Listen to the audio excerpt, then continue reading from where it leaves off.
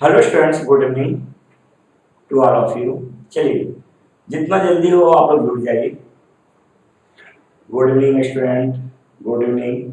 चलिए, जितना जल्दी हो आप लोग जुड़ जाइए।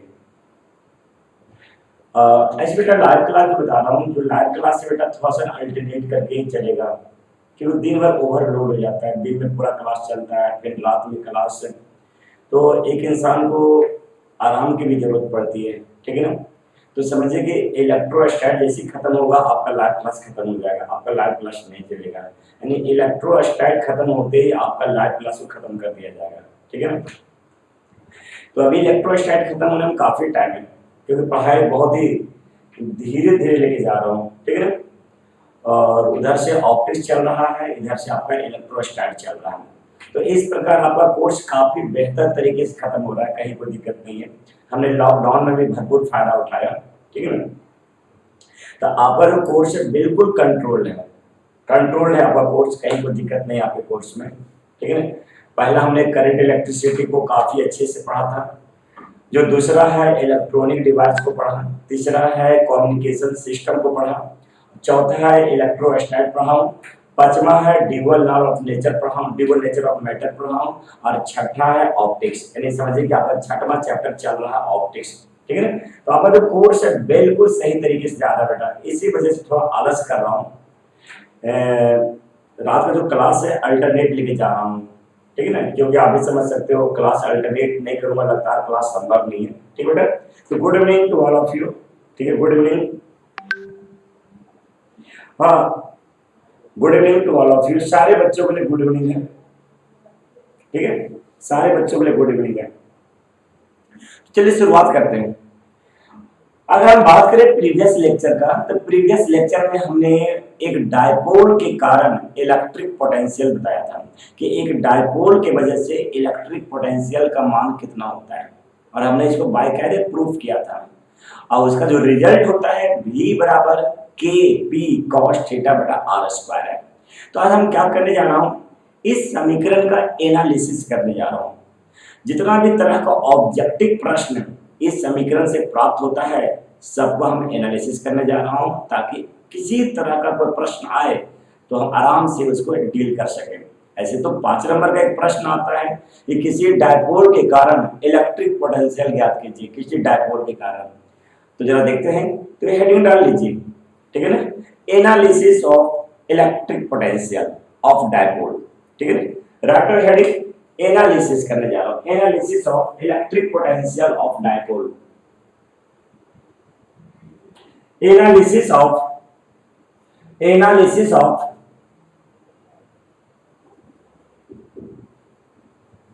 इलेक्ट्रिक पोटेंशियल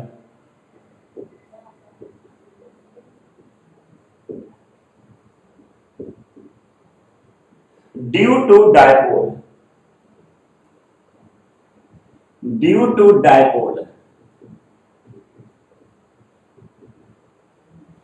किसी द्विध्रुव के कारण विद्युत विभव, किसी द्विध्रुव के कारण विद्युत विभव,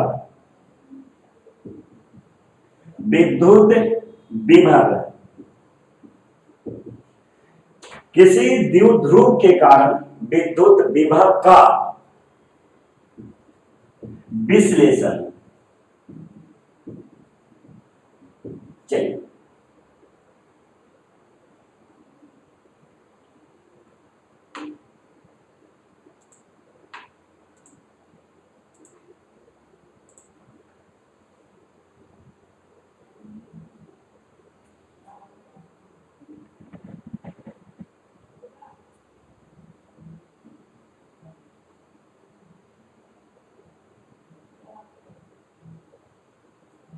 analysis of electric potential due to dipole, किसी द्विध्रुव के कारण विद्युत विभव का विश्लेषण आज हम करने वाले हैं। ये विश्लेषण इसलिए जरूरी है ताकि किसी तरह का कोई ऑब्जेक्टिव प्रश्न हमसे बच के ना निकले, इसलिए विश्लेषण करना जरूरी है। जैसे हम विश्लेषण कर लेंगे उसके बाद इलेक्ट्रिक डायपोल के ऊपर जितना भी प्रश्न होगा एम करीम के अंदर उसको डील करेंगे, उसके बाद ही आगे का थ्योरी पढ़ाया जाएगा। ठीक है, जब देखिएगा पहला एनालिसिस,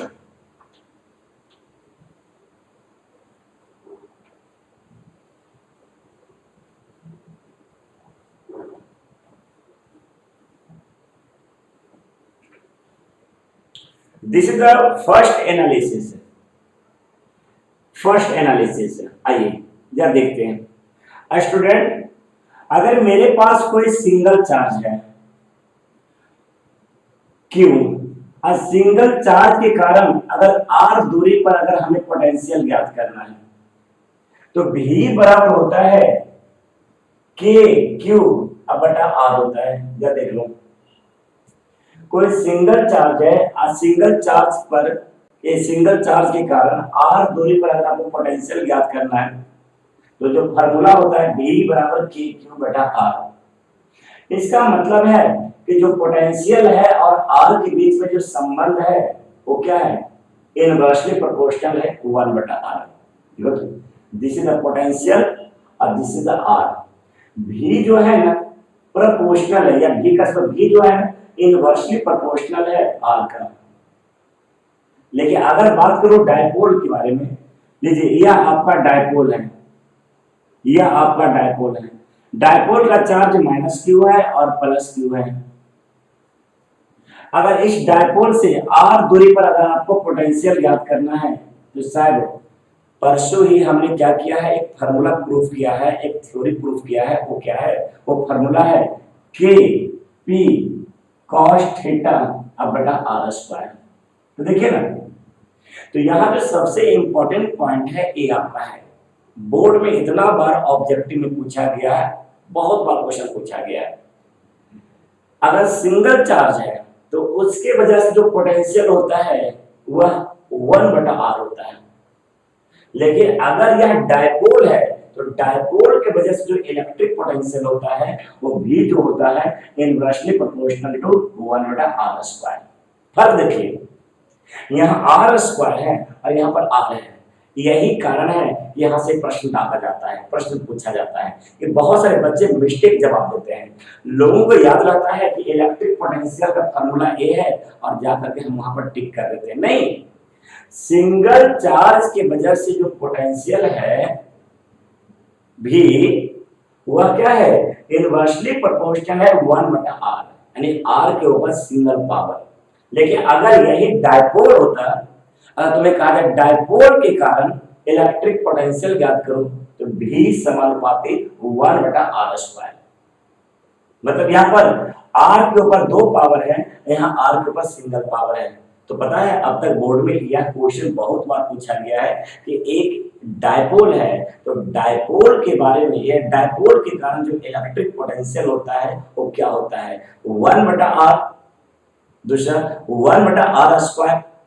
तो आपको टिक करना पड़ेगा 1 बटा आर स्क्वायर। ये बहुत बार पूछा गया है। चलिए, this is the first, this is the first analysis. यह आपका पहला एनालिसिस है, काफी ज्यादा इंपॉर्टेंट है। This is the first analysis. चलिए इसे राइट कीजिए सारा बच्चा। यह आपका है फर्स्ट एनालिसिस है। सिंगल चार्ज की वजह से भी समानुपाती 1 बटा आर, लेकिन डायपोल के वजह से भी समानुपाती 1 बटा आर स्क्वायर। देख लो, this is the first analysis. तो यहां पर एक ऑब्जेक्टिव प्रश्न पूछा गया है, उस ऑब्जेक्टिव प्रश्न को आप डील कर लीजिए, बिल्कुल डील कर लीजिए। और यह क्वेश्चन इंटर में पूछा भी गया है यहीं से। तो एक ऑब्जेक्टिव प्रश्न लिख रहा हूं, आप इसको सोल्व कर लीजिए। एक ऑब्जेक्टिव प्रश्न दे रहा हूं, आप इसको सोल्व कर लीजिए। क्वेश्चन है, the electric potential,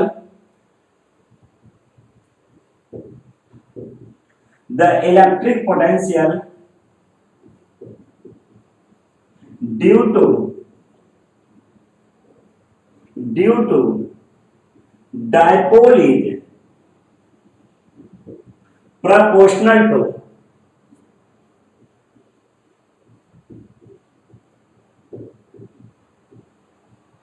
proportional to,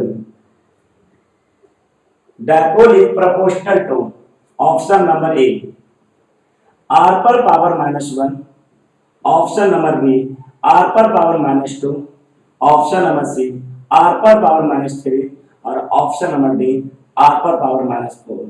चलिए, electric potential due to dipole is proportional to, मतलब कि एक डायपोल है, एक डायपोल है, एक डायपोल है, ठीक है, एक डायपोल है, तो डायपोल के कारण जो इलेक्ट्रिक पोटेंशियल पैदा हो रहा है ना, वो किसका समानुपाती होगा? आपके सामने है, फटाफट आप लोग जवाब दीजिए, किसका समानुपाती होगा? r पर पावर -1 का, ये r पर पावर -2 का, ये r पर पावर -3 का, ये r पर पावर -4 का। जल्दी फास्ट। तो इसका जो राइट आंसर होगा वो r पर पावर -2। क्यों? क्योंकि अभी आपसे कहा था कि जो डायपोल होता है v समानुपाती 1/r² होता है। अगर r² को आपने ऊपर ढकेल दिया तो v समानुपाती r पर power -2। This is your right answer. ठीक है बेटा, this is your right answer. काफी ज्यादा इंपॉर्टेंट ऑब्जेक्टिव है, काफी ज्यादा इंपॉर्टेंट है, काफी ज्यादा इंपॉर्टेंट है। चलिए अब चलते हैं सेकंड कंसेप्ट के ऊपर।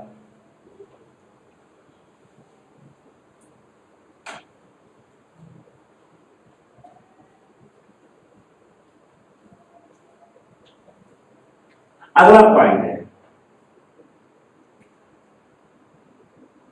Electric potential. इसी का अगला पॉइंट, वो पॉइंट नंबर 1 था, ये पॉइंट नंबर 2 है। ठीक है, electric potential eight, electric potential eight, electric potential eight in on position, electric potential eight in on position,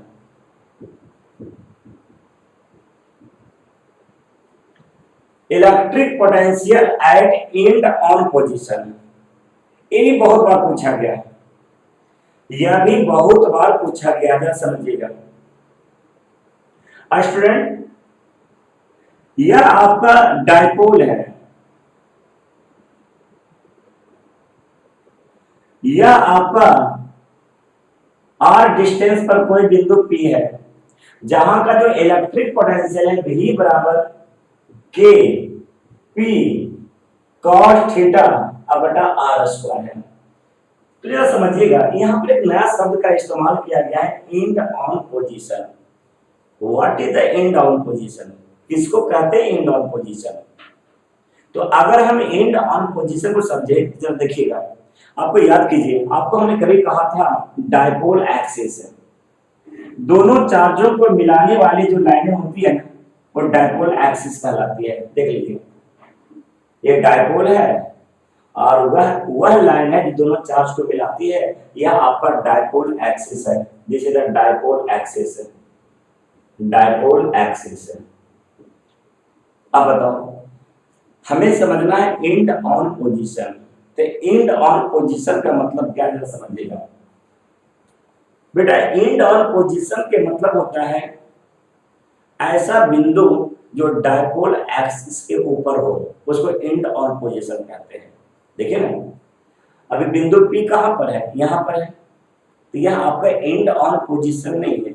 अगर इस बिंदु P को पकड़ करके हम यहां पर लेके चले आए, लीजिए यहां पर लेके चले आए, तो आप बताओ, इस बिंदु को पकड़ करके, चलो भैया चलो तुम इस बिंदु को पकड़ करके खींच करके लो, खींच करके लो, खींच करके ये एंगल आपका थीटा है, तो इस बिंदु को खींच घाच करके हमने यहां पर ले आया। तो आप बताओ, देखिए तो बिंदु P जा रहा है, बिंदु P जा रहा है, लो जैसे बिंदु P खींचोगे तो धीरे धीरे कोण का मान घटना शुरू होगा, और जैसे बिंदु P यहां पर पहुंचेगा तो थीटा का मान 0 डिग्री का हो जाएगा। जरा देख लो, थीटा का मान कितना हो जाएगा? 0 डिग्री का हो जाएगा।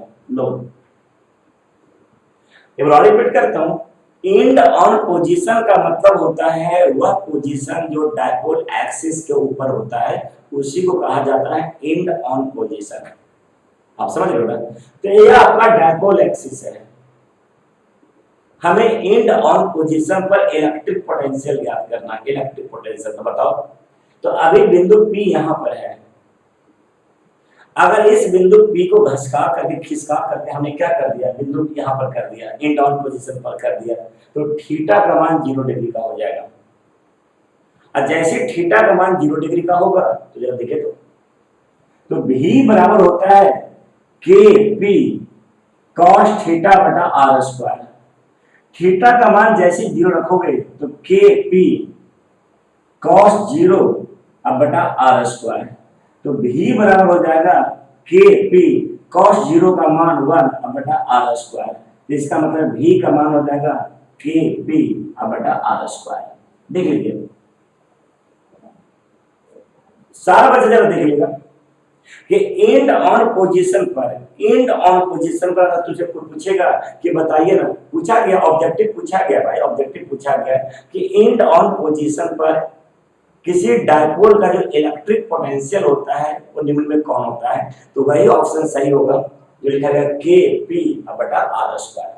क्योंकि एंड ऑन पोजीशन किसको कहते हैं, वह पोजीशन जो एक्सिस के ऊपर होता है, डायपोल एक्सिस पर होता है, उसी को कहा जाता है एंड ऑन पोजीशन। फटाफट लिखना शुरू कीजिए। यह आपका है and on position, and on position. चलिए इतना समझा दिया हूं कि हमें दोबारा लिखने की कोई आवश्यकता नहीं, ये पर्याप्त है। इसको मिटा करके दोबारा नहीं लिख सकता हूं, आपका पर्याप्त है आपके लिए। फटाफट लिख लीजिए and on position. Dipole axis के ऊपर जो बिंदु होता है वही हमारा एंड ऑन पोजीशन होता है। चलिए फटाफट लिख लीजिए। अब यहां पर एक ऑब्जेक्टिव क्वेश्चन कंप्लीट करिए। यहां पर एक ऑब्जेक्टिव क्वेश्चन दे रहा हूं, आप उसको कंप्लीट कर लीजिए, क्योंकि यहां से ऑब्जेक्टिव प्रश्न आता है और हमेशा आता है। जल्दी फास्ट।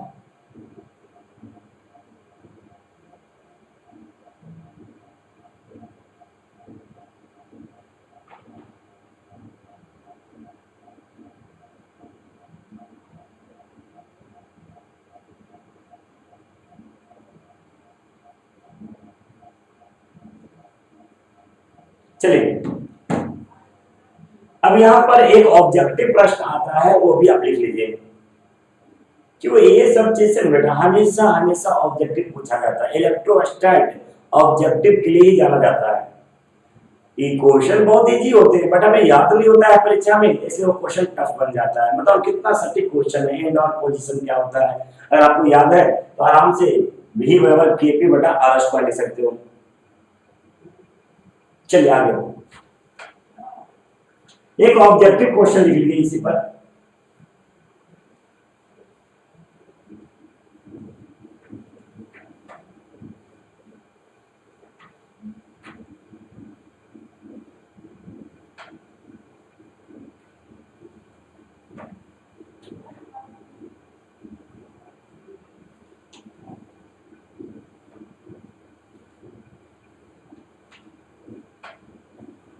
क्वेश्चन है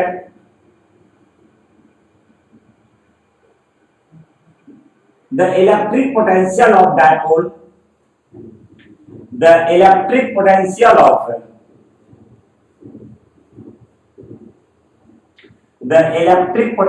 of dipole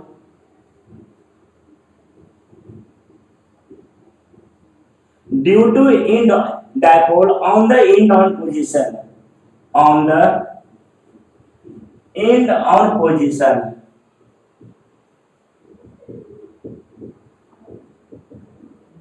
option A V बराबर KP बटा R, ऑप्शन बी V बराबर KP बटा R square, option C V बराबर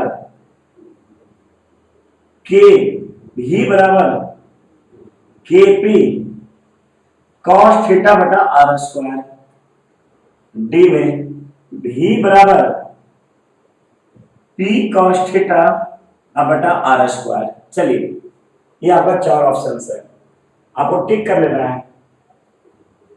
तो अगेन यहां पर जो भी आंसर होगा और अगेन बी होगा, क्योंकि इसका आंसर अभी हमें निकाल चुका है कि अगर इलेक्ट्रिक पोटेंशियल ज्ञात करना है डायपोल की वजह से इन ऑन पोजीशन पर, तो V बराबर KP cos theta and V भी KP बटा R स्क्वायर हो जाएगा। ठीक है यहाँ क्लियर। चलिए अगला कॉन्सेप्ट, अगला है परपेंडिकुलर बाइसेक्टर।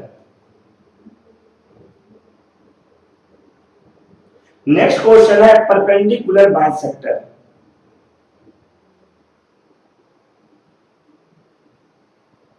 चलिए ये जितना भी क्वेश्चन लिख रहा हूं बेटा वो इंटर का ऑब्जेक्टिव है। आपको याद दिलाना चाहता हूं उनका ऑब्जेक्टिव कुछ होता नहीं है। जिस दिन अगर आपकी थ्योरी सही तरीके से पढ़ी हुई है, समझ समझ के पढ़ी हुई है, तो ऑब्जेक्टिव को रटने की आवश्यकता नहीं होती है। और हमारे बच्चे क्या करते हैं, ऑब्जेक्टिव को रट्टा मारते हैं। अब नहीं बेटा संभव नहीं यार, कभी संभव नहीं यार। हमेशा थ्योरी को इतना डिटेल में पढ़ लो, इतना तरीके से पढ़ लो कि आराम से सारा ऑब्जेक्टिव डील हो जाए। चलिए चलते हैं नेक्स्ट थर्ड पॉइंट से, electric potential at perpendicular bisector. Third point से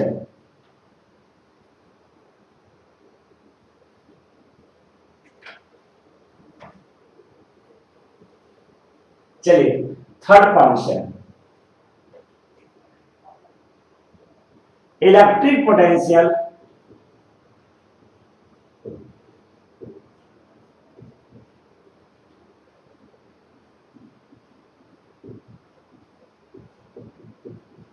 eight perpendicular bisector.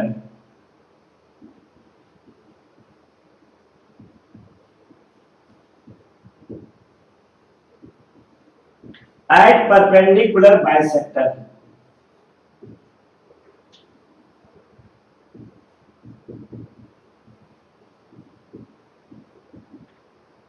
Electric potential at perpendicular bisector. अब ये भी समझ लेते हैं।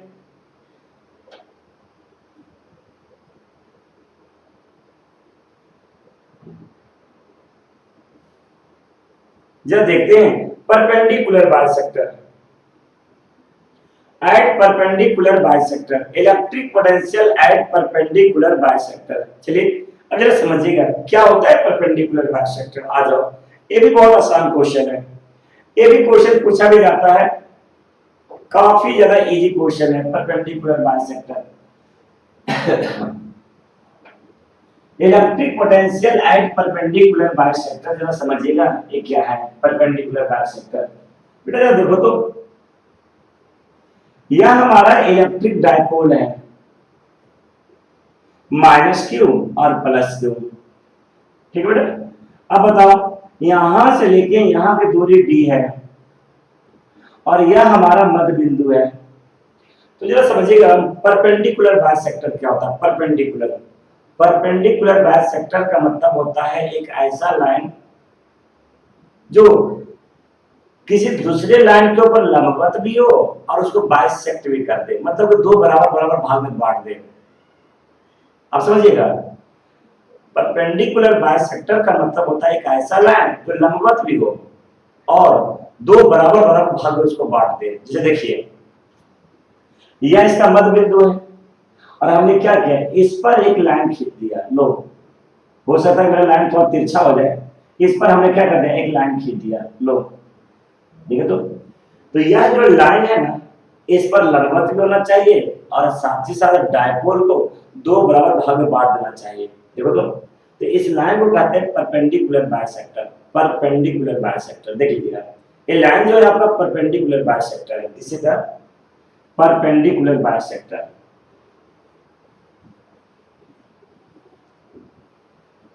परपेंडिकुलर बाइसेक्टर यह हमारा परपेंडिकुलर बाइसेक्टर है। क्यों, लंबवत भी है और साथ ही साथ डायपोल को दो बराबर बराबर भाग में बांट रहा है, इसको कहते हैं परपेंडिकुलर बाइसेक्टर। ठीक है बेटा। अब बताओ यहां पर कोई बिंदु P है और यह एंगल थीटा है और यहाँ का जो पोटेंशियल है V बराबर KP cos थीटा अब बटा R स्क्वायर। तो अब बताइए अगर हम इस लाइन को परपेंडिकुलर बाइसेक्टर पर लेके चले जाए, मतलब बिंदु जो P है ना, इसको पकड़ करके परपेंडिकुलर बाइसेक्टर के ऊपर रख दे। तो लो, जैसे ही तुम रखने की कोशिश करोगे, लो जैसे तुम रखने की कोशिश करोगे तो धीरे धीरे इसका एंगल का मान बढ़ेगा और एक समय इसका एंगल का मान 90 डिग्री का हो जाएगा। आप बताओ, अभी बिंदु P यहाँ पर है तो कोण कितना बन रहा है, थीटा कोण बन रहा है। अगर इसी बिंदु P को अगर हमने यहाँ ढकेल दिया, यहाँ पर ढकेल दिया, लो इसी बिंदु P को हमने यहाँ पर ढकेल दिया, यहाँ पर P डैश हो गया, तो बताओ बेटा जो थीटा का जो मान बनेगा वो थीटा बराबर हो जाएगा 90 डिग्री। नहीं, थीटा का जो मान हो जाएगा वो बन जाएगा 90 डिग्री। पहले हमारा एंगल इतना था, लेकिन इस बिंदु को पकड़ के हमने परपेंडिकुलर बाइसेक्टर के ऊपर लेके चला गया, तो बताओ थीटा का मान 90 डिग्री हो जाएगा। और जैसे थीटा का मान 90 डिग्री होगा स्टूडेंट, तो जब देखो तो V बराबर KP cos 90 डिग्री अब बटा R स्क्वायर। cos 90 का मान तो आपको पता ही है, बटा R स्क्वायर। तो V बराबर क्या हो जाएगा, 0। ये भी इंपॉर्टेंट क्वेश्चन है, ये भी क्वेश्चन पूछा गया ऑब्जेक्टिव में, ये भी ऑब्जेक्टिव में क्वेश्चन पूछा गया है।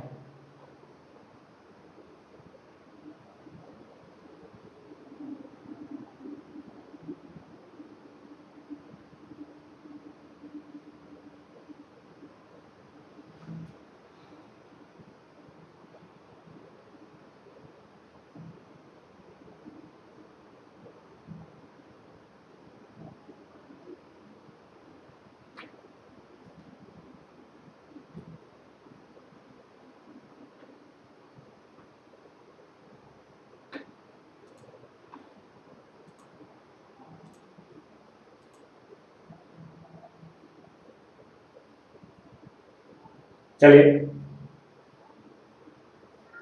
आप इसको लिख लीजिए, ये ऑब्जेक्टिव है बेटा, इसको हिंदी या अंग्रेजी का लेना देना नहीं है बेटा। आप बताओ ना, परपेंडिकुलर बाइसेक्टर जानते हो, मैथमेटिकल टर्म है, इसमें हिंदी क्या और अंग्रेजी क्या बेटा, आप इस बात को जानते हो। अगर इसमें कोई ऐसा हिंदी शब्द होता जरूर कर देता। इस लाइन को परपेंडिकुलर बाइसेक्टर कहा जाता है या हिंदी में लंब समद्वि भाजक कहा जाता है, ये आप भी जानते हो, लंब समद्वि भाजक। ये तो एक कॉन्सेप्ट है जो आपको हम ऑब्जेक्टिव बना के पढ़ा रहा हूं। इसमें हिंदी वाला तो कोई शब्द है ही नहीं है, इसमें हिंदी वाला शब्द क्या लिखा दो, यह आपका लंब समद्वि भाजक है, लंबी है और दो बराबर बराबर हिस्सों में बांट भी रहा है, तो लंब समद्वि भाजक हो गया। इसमें नया हिंदी क्या करना बताओ, इसे हमको इसमें हिंदी क्या समझाना है। इसमें ऐसा कोई टर्म है ये नहीं कि आपको हिंदी बोल सकता हूँ, सब इजी है। थीटा का मान 90 डिग्री हो जाएगा, थीटा का मान 90 डिग्री हो जाएगा और cos 90 का मान 0। चलिए ये भी ऑब्जेक्टिव प्रश्न पूछा गया है, तो यहाँ पर भी हम क्या करते हैं, एक छोटा सा ऑब्जेक्टिव ले लेते हैं। यहाँ पर भी एक ऑब्जेक्टिव प्रश्न पूछा गया है, हम लोग भी क्या कर रहे हैं, एक छोटा सा ऑब्जेक्टिव यहाँ पर ले रहे हैं।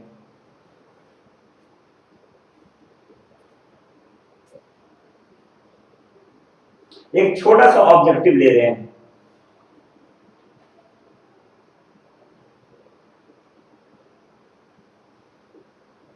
चलिए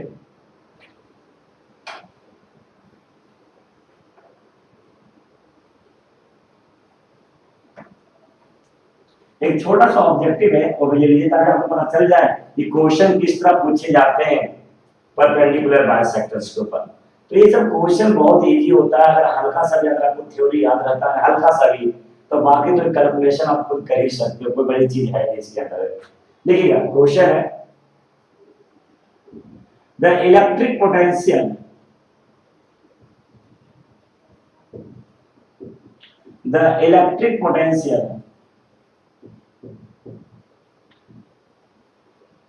due to dipole at perpendicular bisector at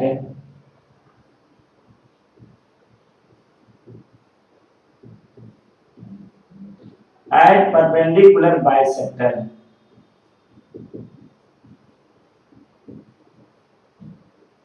is ए में V बराबर KP बटा R, बी में V बराबर KP बटा आर स्क्वायर, सी में भी बराबर 0 और डी में भी बराबर के पी कॉस थीटा बटा आर स्क्वायर। जरा देख लो ये क्वेश्चन एकदम बिल्कुल, ये सब जो क्वेश्चन बेटा बिल्कुल पूछा हुआ क्वेश्चन है। जितना अब तक तीनों जो क्वेश्चन कराए हैं बेटा किसी न किसी साल में 100% लिया, किसी न किसी साल में पूछा ही गया है।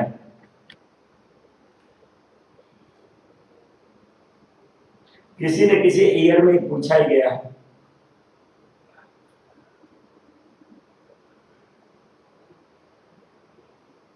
तो आपको राइट आंसर तो पता चल ही गया होगा। इसके हिंदी हो गया था electric potential due to dipole at perpendicular bisector. लंब समद्विभाजक के ऊपर, द्विध्रुव के लंब समद्विभाजक के ऊपर विद्युत विभव ज्ञात करना।